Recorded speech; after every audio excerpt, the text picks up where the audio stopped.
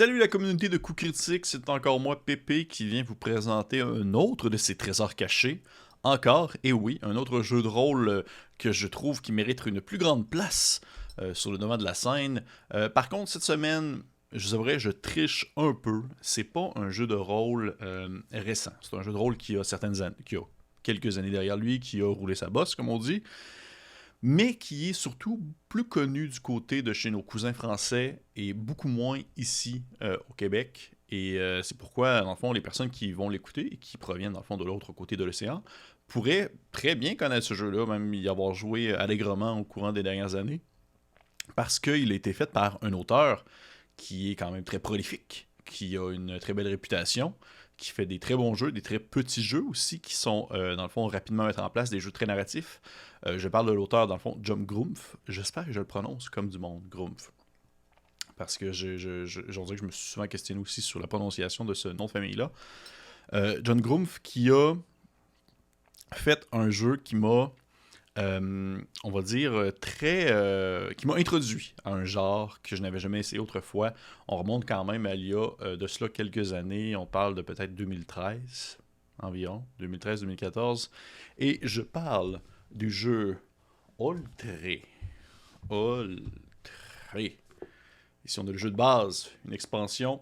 Il y a aussi un écran et un manuel du patrouilleur qui vient avec. Comme vous pouvez voir, je vais vous montrer juste mon manuel de patrouilleur. Là. C'est une espèce de un livret de même en papier. Et puis, il commence à avoir de la difficulté là, à tenir en un seul morceau. J'ai bien joué à ce jeu-là. Un bon nombre de parties. Une très belle campagne aussi que j'ai joué avec des amis. Ça a été un moment très mémorable. Et pourquoi est-ce que je dis que ce jeu-là, dans le fond, mérite une place, si on veut, dans mes trésors cachés? Parce que, comme je le mentionne, John Grove a une très grosse réputation, une très belle réputation sur le sol européen comme étant un auteur très prolifique, autant en quantité qu'en qualité. En genre aussi, il a abordé excessivement de styles différents. Son style visuel, ses dessins sont très reconnaissables, les gens savent c'est qui. Et au Québec, j'en entends que très peu parler, sinon ici et là, sur certaines plateformes, certains groupes un peu plus nichés, je dirais. Et je voulais vraiment prendre le temps de parler d'Oltré aujourd'hui parce que c'est un jeu qui est très important pour moi, on va dire, d'un point de vue sur la manière de d'aimer, sur apporter quelques éléments. C'est que très récemment, alors que j'ai découvert, dans le fond, l'existence c'est vraiment du concept OSR et de tout ce qui s'entoure, que je me suis rendu compte que Oltré tirait beaucoup de là-dessus. Et pourtant, il mentionne en plus dans le livre, pour l'avoir refeuilleté, tout ça, puis d'avoir regardé les règles et tout, il mentionne qu'il y a on va dire une approche qui va quand même aller chercher du vieux style et le mélanger plus le plus moderne un peu, mettre ça ensemble et donner, dans le fond, un jeu qui a une belle balance entre deux mondes, on va dire ça comme ça. Oltré, pourquoi? C'est quoi ce nom? Qu'est-ce que veut dire Oltré? Il est marqué ici à la première page. Oltré est une exclamation en ancien français qui signifiait en avant hardi, sans doute à rapprocher de l'appel des pèlerins de Saint-Jacques-de-Compostelle, Ultreia. Dans le fond, c'est-à-dire, c'est pour partir à l'aventure. En avant hardi, Oltré, partons à l'aventure. Parce que oui, effectivement, Oltré, c'est de l'aventure, mais avant toute chose, John Grumpf, qui a, comme je le mentionnais tout à l'heure, qui a une panoplie de jeux. C'est vraiment de la qualité, c'est de la bombe. C'est souvent des petits jeux très courts qui se lisent très rapidement. Il a fait dans le sci-fi, le fantasy, l'horreur, la modernité. Il a passé absolument tout. Ce qu'il appelle dans le fond des chibis, c'est comme ça. Son auto-édition, en quelque sorte. C'est des petits chibis, c'est des petits jeux de rôle. Sinon, il y a aussi il a confondé la maison d'édition John Doe, où est-ce que j'ai entendu parler, dans le fond, de Oltré pour la première fois. Puis j'avais comme hâte de voir ça. Pour vrai, on dirait que je me retrouve dans mes jeunes années, là, au début de ma vingtaine, puis là, je voyais ça passer, ces annonces-là, puis je me disais, mais qu'est-ce que c'est que ce jeu de rôle particulier? La thématique venait me chercher, et ça m'a coûté vraiment une beurrée me faire venir ça de l'Europe. J'avais pas pensé. Je me dis, ça doit, un livre, ça se transporte de même. Et non, ça a coûté vraiment très cher. Donc je m'étais dit, autant jouer avec, rendu là. Côté thématique, c'est quoi Oltré? Oltré, c'est de l'exploration, c'est de la découverte, c'est de la reconstruction. C'est une ambiance d'antiquité plus tardive, avec les barbares. On est comme entre l'espèce d'antiquité Moyen-Âge, en quelque sorte. On est vraiment plus proche d'ambiance, comme, sans nécessairement dire réaliste, on est plus proche des fables et des contes, oui, dans le sens où est-ce que les créatures et le surnaturel se cachent un peu dans les zones obscures de notre esprit et qui ne sont pas nécessairement, dans le fond, de tous les quotidiens, on va dire ça comme ça. Sauf qu'en même temps, Oltré, comme vous allez voir plus tard, c'est un jeu bac à sable, fait qu'au final, vous pouvez aussi tourner ça un peu comme vous voulez. Mais l'ambiance que me laissait présager le jeu à la base, c'était un peu ça. La thématique du jeu, ou plutôt les thèmes du jeu, c'est que dans Oltré, vous incarnez des patrouilleurs. Vous êtes des patrouilleurs d'un empire qui, dans le fond, renaît de ses cendres tranquillement, suite à, dans le fond, une gigantesque attaque en provenance du mal. C'est une espèce de force obscure qui est mentionnée à quelques moments dans le livre. Et les patrouilleurs, comme vous pouvez voir ici, du patrouilleur, voyez les beaux dessins de John Grumpf. J'aime beaucoup, beaucoup, beaucoup son style. Ce sont des gens qui vont se promener à la lisière de l'Empire dans les zones vraiment détruites en ruine et qui vont tenter d'aider les gens au quotidien, de reconstruire justement des communautés, de résoudre des problèmes, d'essayer de redonner confiance un peu aux gens comme quoi justement l'Empire est de retour et qu'on tente en tout, on tente de reconstruire après cette espèce de déchéance en quelque sorte. Et c'est vraiment ça. On va dire que la prémisse est assez mince. Elle est là, elle est présente, elle apporte son thématique, elle apporte une bonne base, mais elle est assez mince pour laisser justement aux meneurs et aux joueurs une très grande liberté concernant la création de l'univers, la création de ce qui se déroule autour d'eux. Parce que, comme je l'ai mentionné, c'est un jeu qui, dans le fond, est extrêmement bac à sable. On va le voir, c'est bac à sable jusque dans sa mécanique. C'est ça qui est vraiment, comme je trouve, important. C'est pas juste OK, on va se faire une game de D&D, puis on va avoir des hexagones, puis vous allez explorer. Non, non, vraiment, dans sa mécanique de jeu, ça encourage la mécanique, dans le fond, la thématique bac à sable, la thématique découverte, la thématique création, meneur, joueur, où le joueur aussi va participer, si on veut, à la découverte du monde, à la création du monde, définir qu'est-ce qui se déroule sur tel hexagone d'une map. Parce que oui, vous allez jouer avec des hexagones. Hein? Côté système de jeu, je vais essayer de faire ça plutôt simplement. C'est pas un jeu compliqué, ok? On s'entend. Je trouve pas que c'est un jeu qui est compliqué en termes de mécanique, là. Sauf que faut comme bien l'expliquer. J'ai vraiment peur de m'enferger les pieds dans les fleurs du tapis puis de vraiment dire ça comme de la merde. Mais il faut bien l'expliquer parce que c'est vraiment pas une mécanique qu'on voit à toutes les sauces, ok? Je m'explique. Le jeu fonctionne avec 3D 8. OK? 3D 8. Qui doivent être identifiés surtout par... moi, souvent, j'ai utilisé une couleur différente parce que les trois, dans le fond, je vais voir, j'ai un dé rouge, j'ai un dé vert, il y a un petit dé gold et noir, un petit dé or et noir. Et dans le fond, ces 3 dés-là sont utilisés de manière différente. Ils sont jetés en même temps.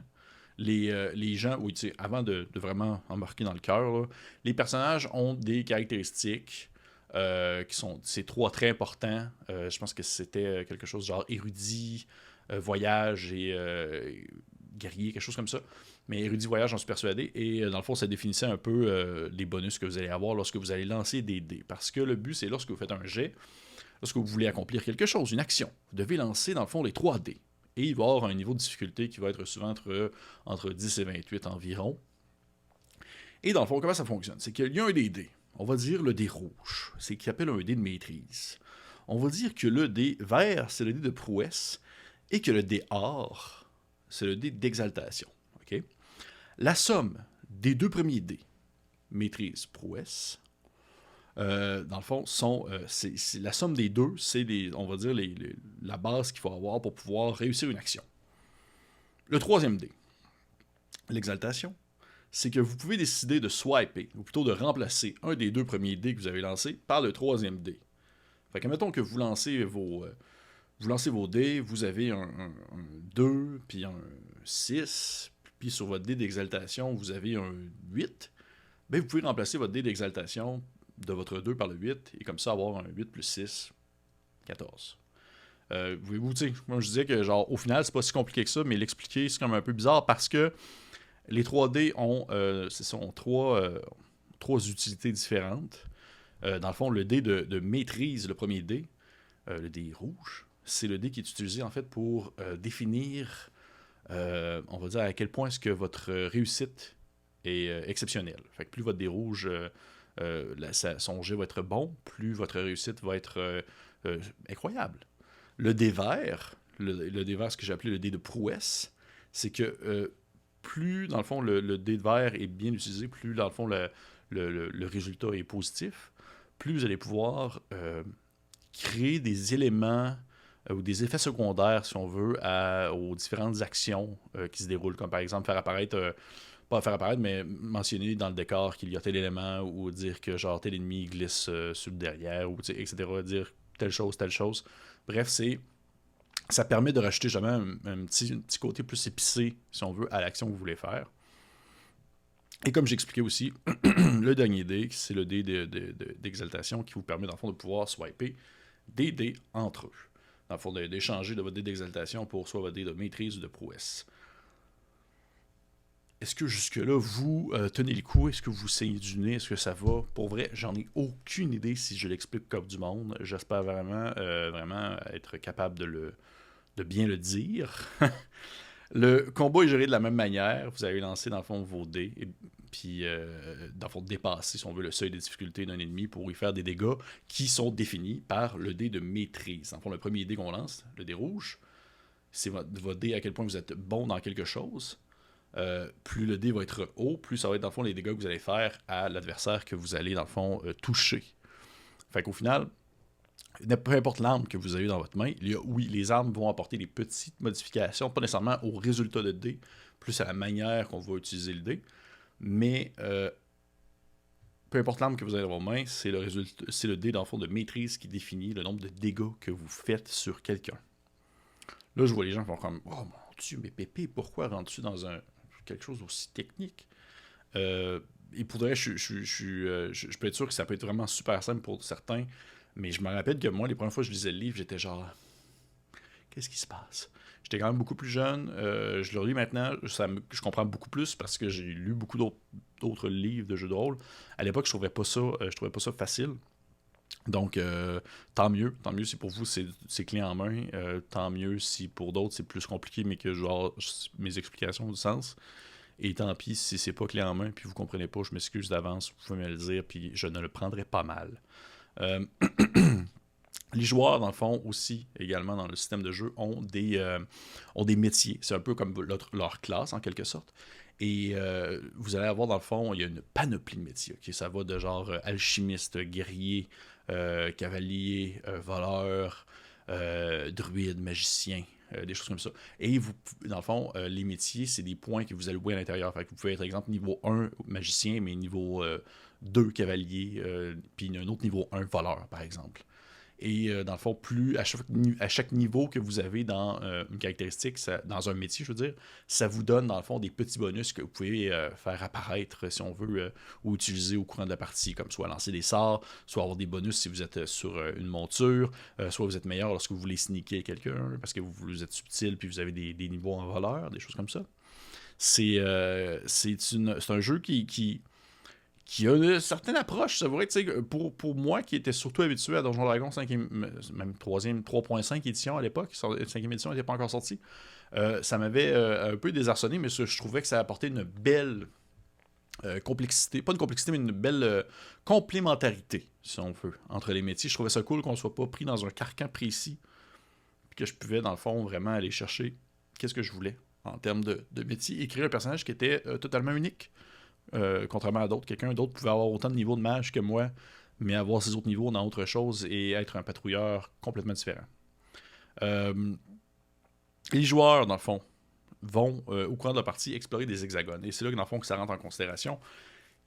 Vous avez des actions que vous pouvez faire lorsque vous explorez des hexagones sur une map, parce que vous découvrez, dans le fond, les ruines de l'Empire, vous essayez de comprendre qu'est-ce qui se cache, dans le fond, derrière telle colline, des choses comme ça. Vous pouvez soit explorer, sécuriser, passer, chasser. Il y a plein d'actions, dans le fond. Vous pouvez décider, OK, on rentre dans tel hexagone, on sécurise cet hexagone-là, c'est-à-dire qu'on va faire tous les encounters possibles qui sont sur cet hexagone-là pour être sûr qu'à l'avenir, lorsqu'on va repasser sur celui-ci, il ne va rien se passer, ça va être un hexagone sécuritaire. Et là, mes amis, Il y a des règles pour gérer ça, ma foi du bon Dieu, que c'est bien fait. C'est vraiment très bien construit.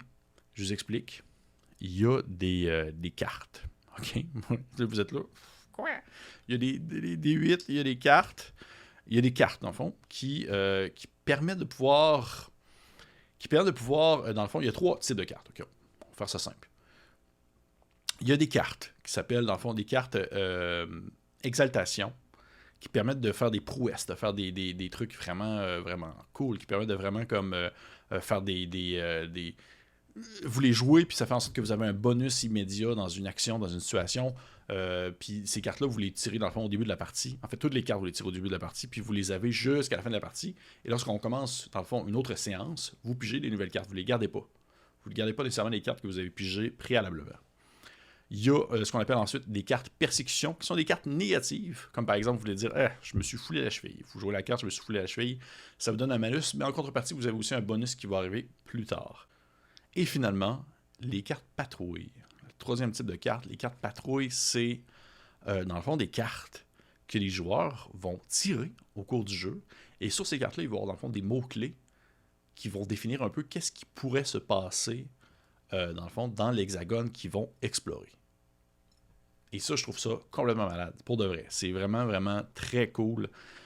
C'est du jus. C'est du jus perpétuel. Là. Vous ne manquez jamais d'idées. Dans le fond, que vous pigez une carte, il va être marqué, par exemple, caravane, chasse, loup, cadavre. Puis là, vous pouvez faire comme... qu'est-ce que je fais? Puis là, OK, ben, vous n'êtes pas obligé de prendre tous les mots, mais là, c'est le joueur qui doit essayer de trouver, dans le fond, créer quelque chose en lien, donner une espèce de prémisse, si on veut, au DM, avec les mots-clés qui sont marqués sur cette carte-là, et le DM va les prendre et va créer quelque chose avec ça. Et là, ça demande quand même une certaine maîtrise, en quelque sorte, là, si on veut. Vous devez quand même être bon pour rebondir sur les idées que les joueurs vont donner. Sauf que ça fait quand même un méchant beau travail d'équipe, c'est ça que je trouve vraiment cool. Okay? La narration partagée de ce jeu-là, ce n'est pas qu'initial, ce n'est pas juste au début où est-ce que vous allez dans le fond placer vos hexagones, ça va être tout. Ça se déroule tout le long de la partie et c'est ça que je trouve vraiment très cool. Tout le long de la partie, il va y avoir un partage, une création d'équipe, de groupe qui se fait, qui fait en sorte que le monde qui va en résulter va vraiment appartenir à tout le monde. Tout le monde va y avoir participé et je trouve ça vraiment... ça m'a beaucoup inspiré à l'époque parce que pour de vrai, c'était pas quelque chose que j'étais habitué. J'avais jamais vraiment connu ça, du gros bac à sable comme ça. En jeu vidéo, oui, mais en jeu de rôle, ça a été vraiment très spécial.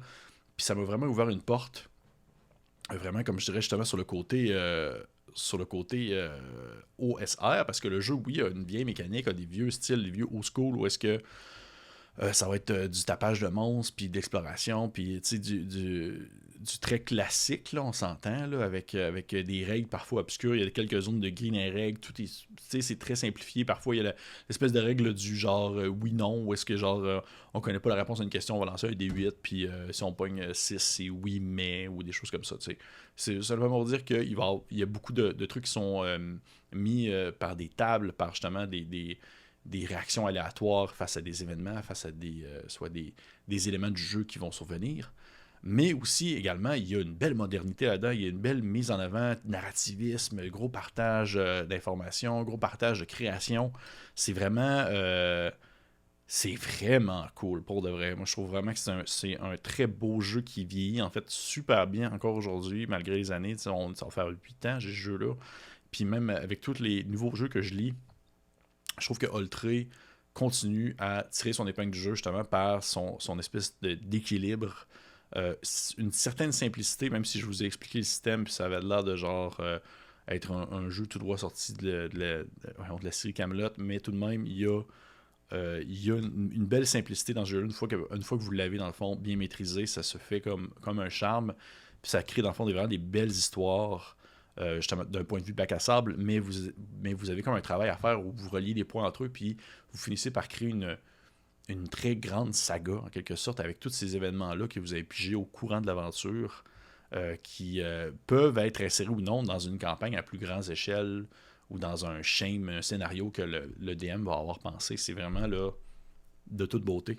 Je ne suis qu'admiration devant ce jeu-là qui, malheureusement, aujourd'hui, doit être assez difficile à trouver. Je crois que sur Black Book Edition, il y a les PDF qui sont achetables, il me semble. Je suis persuadé que, dans le fond, une des expansions, dans le fond, l'expansion Le Compagnon, qui était sorti par après, qui est plus gros que les livres de base, est disponible en PDF. Ça rajoute des nouveaux métiers.